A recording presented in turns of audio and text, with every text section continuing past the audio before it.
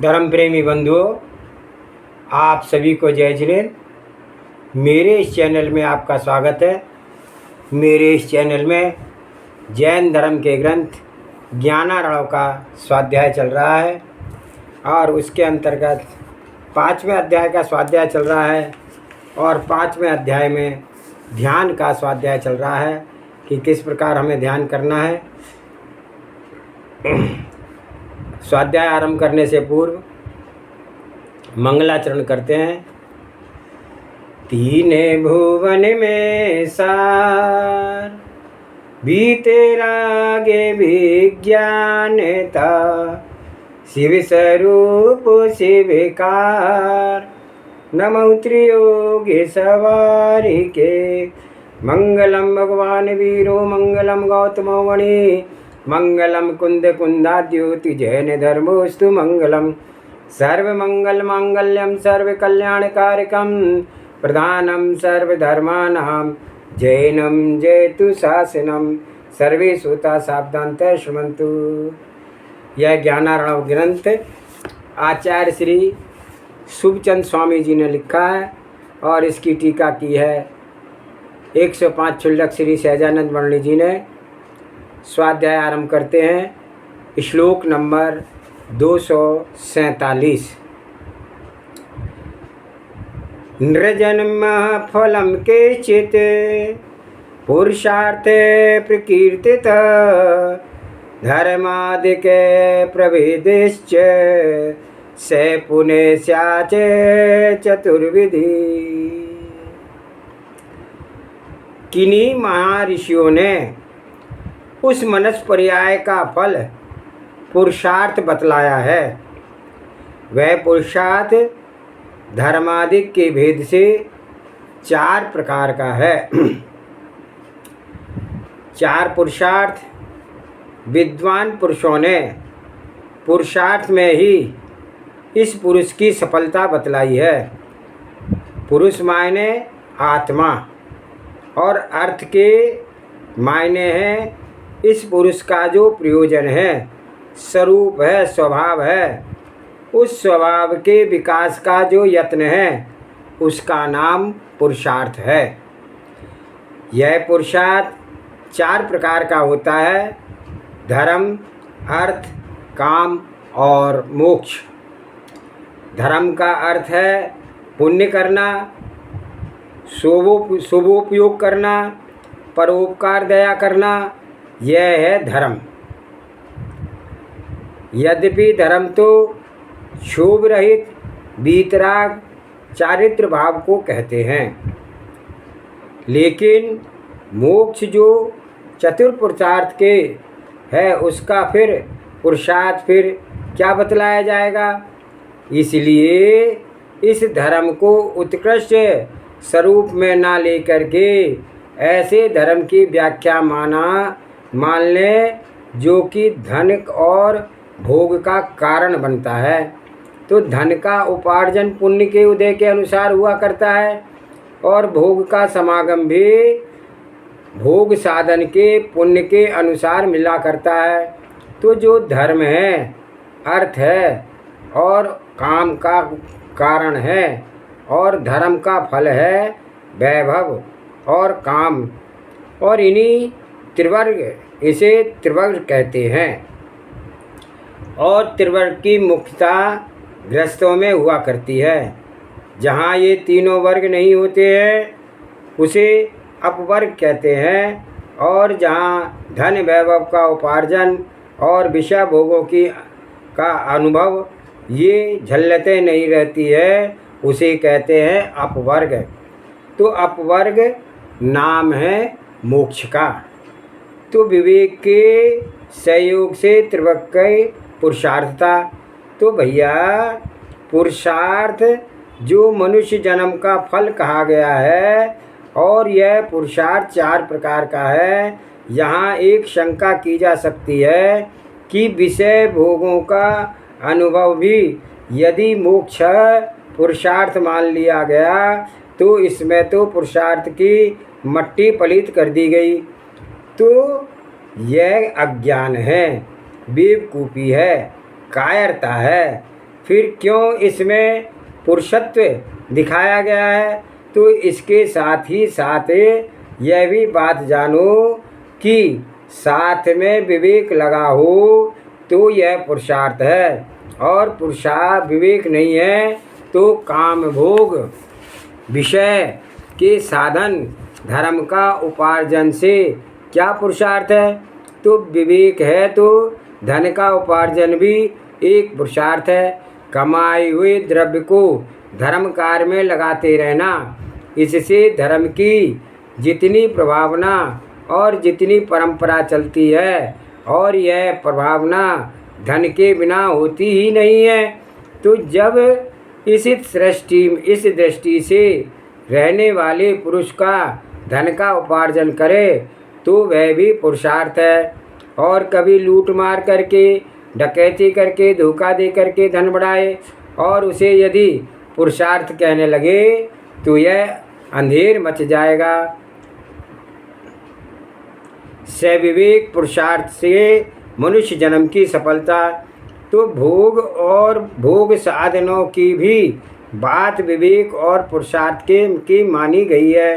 तो एक ऐसा गृहस्थी जहाँ अपने परिवार में ज्ञान का वातावरण बनाए जा रहा हो, उसका फल पालन किया जा रहा हो, पुत्रों को विद्या सिखाई जा रही हो, योग्य बनाया जा रहा हो, यह भी तो भोग है। तो भोग के माने केवल काम सेवन नहीं है, किंतु मोक्ष मार्ग रूप एक शुद्ध संसत्व के अनुभव के सिवाय जो कुछ भी भाव अनुभव में लाया जा रहा है वह सब भोग है। पत्नी विवेकशील हो, परिवारजन विवेकशील हो, नम्र हो, धर्म में रुचि करने वाला हो, उनके बीच बैठ कर के गौरव अनुभव में आता हो, तो यह भी भोग है। तो विवेक सहित धर्म मार्ग की परंपरा निभती रहे, इस परंपरा सहित भोग हो तो वह भी पुरुषार्थ कहलाएगा। और मोक्ष पुरुषार्थ का तो स्पष्ट ही पुरुषार्थ है, तो उससे बढ़ के तो कुछ बात नहीं है। तो इन 4 प्रकार के पुरुषार्थ के करने से इस मनुष्य जन्म की सफलता है। और जिन पुरुषार्थों के हित है उनके न करने से मनुष्य होना बराबर है, तो उनके मनुष्य होने में कोई सिद्धि नहीं है। श्लोक नंबर 248। धर्माश्चर्यश्च कामश्च मोक्षस्य चेदि महर्षिभिः पुरुषार्थोऽयं मुद्दृष्टश्च चतुर्वेद पुरातनैः। कि यह पुरुषार्थ प्राचीन मुनियों के द्वारा धर्म, अर्थ और काम इस प्रकार से 4 प्रकार का बतलाया गया है। प्राचीन महर्षियों ने काम, कर्म, अर्थ, काम, मोक्ष यह 4 प्रकार का पुरुषार्थ बतलाया है। पुरुषार्थ माने पुरुष का अर्थ, पुरुष यानी आत्मा का प्रयोजन। तो उस प्रयोजन की सिद्धि में जो यत्न है उसका नाम पुरुषार्थ है। जो मोक्ष पुरुषार्थ है, मोक्ष के लिए जो उद्यम करता है, उद्यम होता है, वह धर्म है। शेष 3 जो धर्म, अर्थ, काम, पुण्य वैभव का अर्जन और भोग पालन, ये 3 त्रिवर्ग हैं। इनमें जो विवेक पूर्वक उद्यम किए जाते हैं तो ये 3 भी पुरुषार्थ हैं। तो आजकल मोक्ष पुरुषार्थ तो चलना नहीं है, तो आज के समय में मोक्ष ही नहीं है। तो यह 3 पुरुषार्थ हैं, धर्म, अर्थ, काम, और इनमें विवेक सहित उद्यम करना चाहिए। अथवा मोक्ष के लिए जितने भी उद्यम हो सकते हैं, सम्यक दर्शन, सम्यक ज्ञान और सम्यक चारित्र, वे सब मोक्ष पुरुषार्थ हैं। अहोरात्र्याचार का प्राकृतिक बंटवारा। तो यहाँ आजकल मोक्ष पुरुषार्थ नहीं होता है, तो पुरुषार्थ तो नहीं है, मगर जिनके बिना सरता नहीं है ऐसी 4 चीज़ें बता दें। कहो तो 3 तो हैं, धर्म, अर्थ, काम, और चौथी चीज़ है मान लो नींद लेना, सोना। तो ये 4 काम करने को है। तो अपने को धर्म करना, धन कमाना, सबका पालन पोषण करना, देश की सेवा करना, समाज की सेवा करना, विषय भोगों के काम है। तो यथा तथा चौथी बात है सोना, नींद लेना। तो ये 4 चीज़ें हैं करने की। तो 24 घंटे का समय है, तो हर काम के लिए 6-6 घंटे रख लो। तो 6 घंटे धर्म का काम करना, 6 घंटे धन कमाना, 6 घंटे दुनियादारी के काम करना और 6 घंटे सोना। 6-6 घंटे में कितनी अच्छी दिनचर्या अपने आप निकल आती है। तो जैसे कोई पूछे कि हम किस तरह चलें जिससे कि हम इस लोक में भी सुधार रहें और परलोक में भी सुधार रहें, तो वह चर्या बराबर बराबर बांट दो। तो यही 6-6 घंटे का समय बांट लो प्रत्येक काम के लिए। तो यह 6-6 घंटे का समय प्राकृतिक ढंग से बटा है। इसमें कदाचित थोड़ा सा भी हेर फेर करना पड़ेगा। जो हेर फेर करना पड़ेगा, सुबह जागने के बाद करीब 4 से 5 4 बजे से बाद ब्रह्म मुहूर्त से लेकर के 6 घंटा तकरीब 10 बजे तक धर्म कार्य करो। फिर 10 बजे से 4 बजे तक यानी 6 घंटा धनोपार्जन की आजीविका का कार्य करो। फिर 6 घंटे यानी 4 बजे से रात को 10 बजे तक देश सेवा, समाज सेवा, परिवार के लोगों की सेवा तथा भोग सेवा का काम कर लो। फिर रात 10 बजे से सुबह 4 बजे तक 6 घंटा निद्रा लेने का काम कर लो। तो यह तो कितना सुंदर दिनचर्या बन गई। तो लो, सुबह धर्म कार्यों में मंदिर जाने के लिए नहाना भी धर्म कार्य है, शामिल हो गया। आहार बनाए, यह भाव है कि इसमें त्यागी वृत्ति का आहार दे करके आहार करेंगे, तो यह धर्म कार्य हो गया। और यह काम 9 से 10 बजे तक चले। तो इसके बाद फिर आजीविका का काम, फिर 4 बजे से लोक सेवा, समाज सेवा, कुटुंब सेवा तथा भोग आदि के धर्मातिरिक्त काम हैं। तो फिर 10 बजे से 6 बजे तक सोने का काम है। तो यह तो 4 प्रकार का पुरुषार्थ है, धर्म, अर्थ, काम और मोक्ष। तो ध्यान प्रसंग में पुरुषार्थ का उत्साह, तो यहाँ प्रकरण ध्यान का है। ध्यान के प्रकरण में पुरुषार्थ के लिए उत्साह दिलाया जा रहा है। कोई भी काम उत्साह के बिना नहीं होता है। जिस पुरुष को यह बात समझ में आ जाए कि और वे सब दंड फंद हैं, व्यर्थ में दूसरों की सेवा करना, दूसरों के विषय साधन का श्रम करना, मिलता जुलता कुछ नहीं है, अंत में अकेला ही मरना है, अकेला ही जन्म लेना है, कोई किसी का साथी नहीं है। यहाँ दंड फंदों में पड़ने से हित नहीं, किंतु अपने आत्मा के स्वरूप की खबर हो और उस ओर दृष्टि जगे तो उससे अपना हित है, ऐसा उसके भाव जागा है। और ऐसी ही धर्म साधना के लिए जिसकी उमंग उठती है, वही पुरुष ध्यान में सफल हो सकता है। तो इस कारण धर्म साधना के लिए उत्साहित करने के प्रयोजन से 4 पुरुषार्थों की बात कही है। अब इन पुरुषार्थों की विशेषता क्या है, उसे कहते हैं श्लोक नंबर 249। त्रिवर्ग तत्र पासाय सापायम जन्म जातंक दुष्सितम गात्वा तद्विदे साक्षात् गलन्तु मोक्ष सामधने समाधने, कि उनमें प्रथम 3 पुरुषार्थों धर्म, अर्थ, काम और मोक्ष, इस प्रकार के 4 प्रकार का बतलाया गया है। तो तत्ववेदियों के द्वारा मोक्ष साधन पुरुषार्थ का आदर। तो इन 4 पुरुषार्थों में से पहले के 3 पुरुषार्थ तो इन विनाशिक और संसार रोगों से दूषित है। धर्म, अर्थ और काम तो नष्ट हो जाने वाली चीज़ें हैं और संसारिक रोगों से दूषित है। तो ऐसा जान करके तत्वज्ञानी पुरुष हैं वह साक्षात मोक्ष के साधन में ही यत्न करता है। तो इन 4 पुरुषार्थों में सबकी दृष्टि मोक्ष पुरुषार्थ पर होनी चाहिए। चाहे मोक्ष पुरुषार्थ ना बन सके पर दृष्टि तो उत्कृष्ट हो, तो यथार्थ हो, तो कुछ अपने वर्तमान योग्यता के माफिक धर्म में बढ़े भी।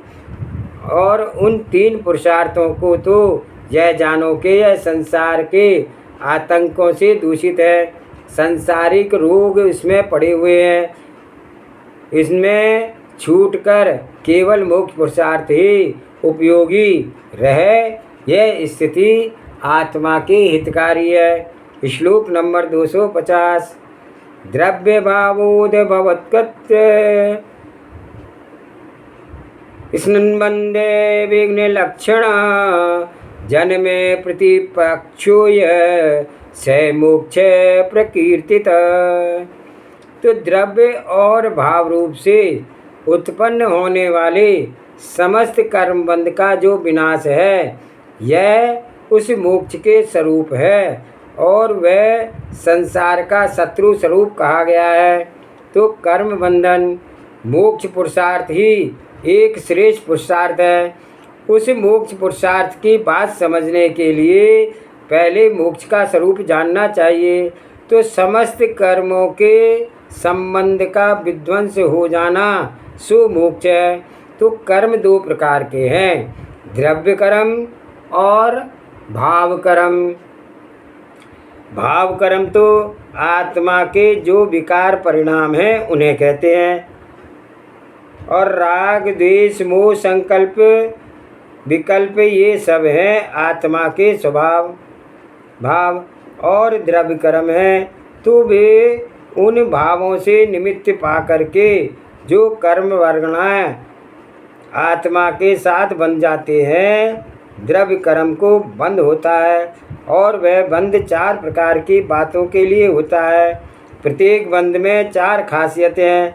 एक, उस बंध की प्रकृति का पढ़ना कि यह बंध उस प्रकार का दुख देगा, फल देगा। तो एक ऐसी ही परिस्थिति भी होती है कि दूसरी चीज़ बंध रही है उसका संयोग होना, और जो बंध रहा तो वह कब तक बंधा रहेगा। तो ऐसी स्थिति पढ़ना।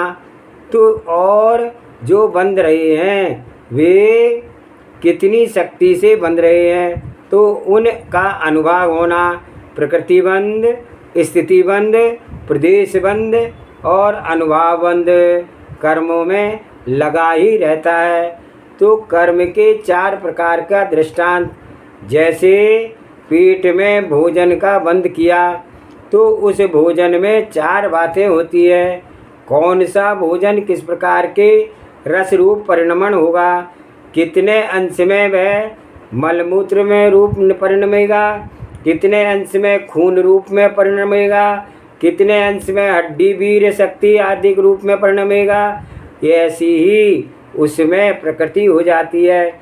और वह भोजन इस पेट में कितने समय तक बनेगा, तो अथवा उस भोजन का जो अंश रूप परिणमे मल मूत्र खून आदि के रूप में कितने समय तक शरीर का साथ में रहेगा, तो ऐसा भी उसमें निर्णय हो जाता है।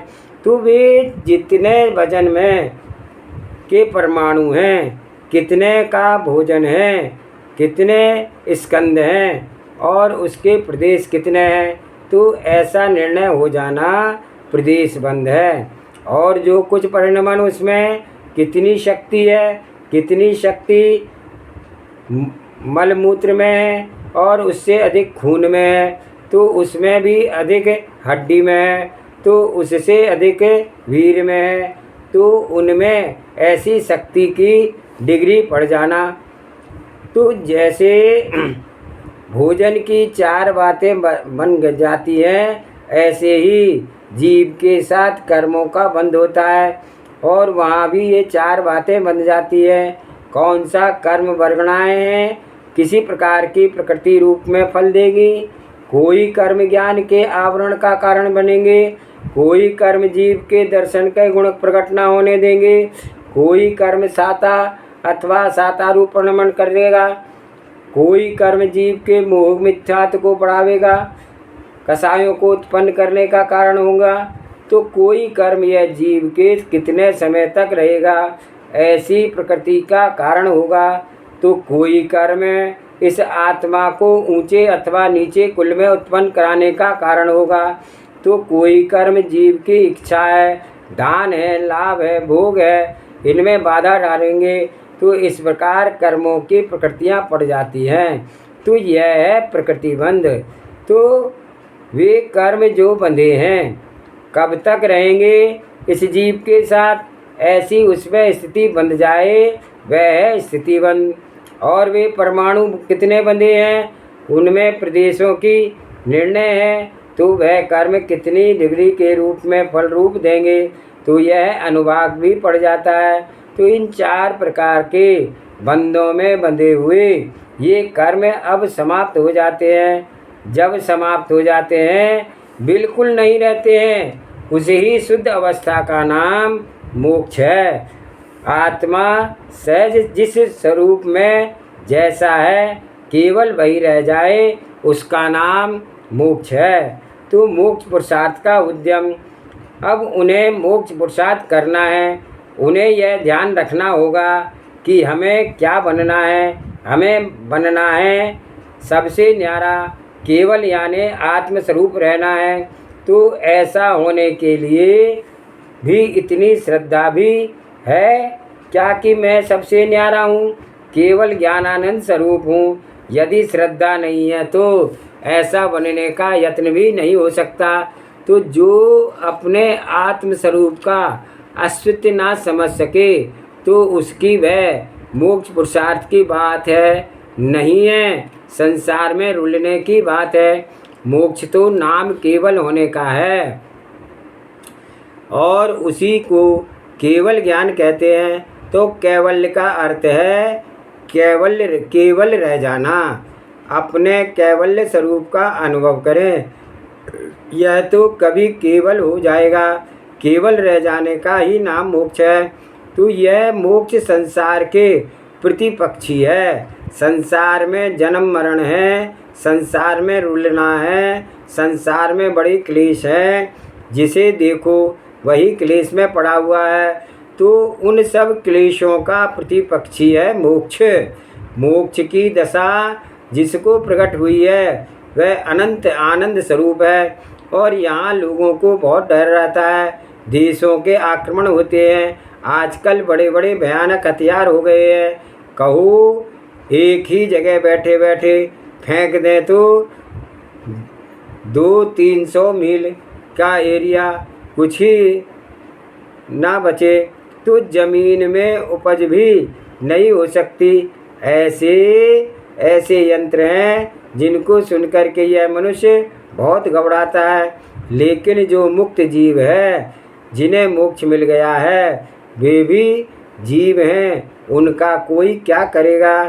तो निर्मोहता से भय का अभाव, तो यहाँ भी कोई किसी तरह से जगह हो जो अपने को मान रहा है कि मैं सबसे न्यारा केवल ज्ञानानंद स्वरूप हूँ, उसका भी कोई क्या करेगा। अधिक से अधिक शरीर ना रहेगा, शरीर को छोड़ करके मैं आगे चल दूँगा, इतनी भी जिसकी हिम्मत है उसका कोई क्या कर लेगा। तो ऐसी हिम्मत निर्मोही दशा में हो सकती है, मोह में नहीं होती। तो जो निर्मोही बन रहे हैं, निर्मोहिता की ही जिसके रुचि है, उन्हें तो कोई डर नहीं है। मरते समय डर तो उन्हें रहता है जिन्हें मोह लगा हुआ है। मरना सबको है और करीब करीब लोग मोह से ही मरते हैं। मरते समय भी मोह की बात करेंगे, मोह को चित्त में बसाएंगे।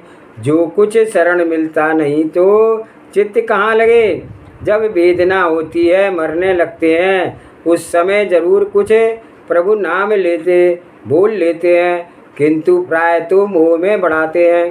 तो फलाने के लड़के को बुला दो, फलाने की तार को दे दो, झट आ जाएगा। प्राण निकल रहे हैं, मरते समय तो देख ले। अनेकों को यही मोह है कि मेरे लिए मरा करते हैं। और फिर कितना दुख होता है होगा कि उसे मरने वाले को जिसे मोह भाव लगा है मरते समय, तो मरण का दुख अनेक है उनके हैं जिनके मोह लगा है। हाय यह सब घर छूट जाएगा, इतना श्रम किया था यह सब समर्थ व्यर्थ हो रहा है। यूँ जिससे किसी भी प्रकार का मोह का मरण समय में हो उसे कलेश उत्पन्न होगा, तो जीव निर्मोह है उसका क्या, मेरा तो मैं हूँ।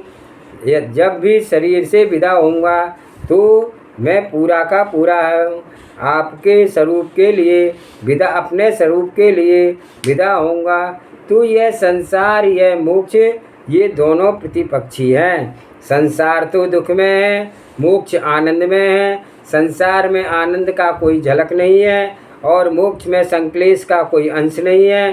तो मोक्ष के लिए पुरुषार्थ करें, तो यह पुरुषार्थ है ध्यान का, तो यह बाह्य पदार्थों के हित का नहीं है। तो ऐसे ध्यान ना जगे तो अपने आप को जानूं मानूं, मैं आप में रत हूँ, इसे ऐसा ध्यान बने, तो यही है सत्य पुरुषार्थ। मोक्ष के संबंध में और भी वर्णन करते हैं। आज का स्वाध्याय यहीं समाप्त करते हैं। जा वाणी के ज्ञान से सूझे लोकालोक, सो वाणी मस्तक नमो सदा देते हूँ दुख। हे जिन वाणी भारती तुहे जपो दिन रहन, जो तेरी शरणा गए सो पावे सुख चैन। देव बजो अरिहंत को गुरु सेवा निर्गन, दया धर्म पालो सदा यही मोक्ष का पंथ। 9 बार नमोकार मंत्र।